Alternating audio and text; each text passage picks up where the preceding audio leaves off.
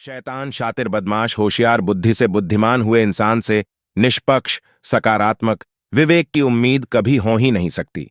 मेरे सिद्धांतों के आधार पर बुद्धि का विश्लेषण यथार्थ 1।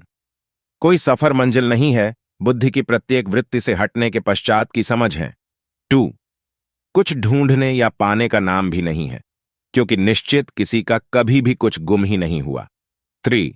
रब गुरु शिष्य का भी तात्पर्य नहीं है, क्योंकि जब खुद ही खुद की बुद्धि की स्मृति कोश से भी संपूर्ण तौर पर हटना है तो दूसरे का तात्पर्य ही नहीं है।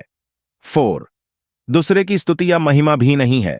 यथार्थ के पश्चात जब खुद ही अनंत सूक्ष्मता में होता है, यहां अणु से भी अनंत सूक्ष्म अक्ष का भी स्थान नहीं है, तो दूसरे की महिमा स्तुति तो सिर्फ बुद्धि की स्मृति कोश से संग्रहित सामग्री है। 5।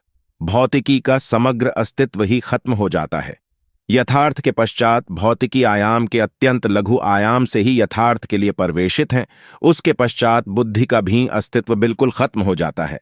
दोबारा सामान्य व्यक्तित्व में आना असंभव है।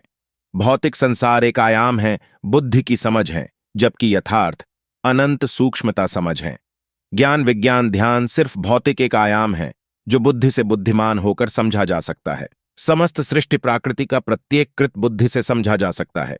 प्रत्येक व्यक्ति की जिज्ञासा मनोस्थिति के आधार पर बुद्धि की वृत्ति गंभीरता से कार्यरत है। 6।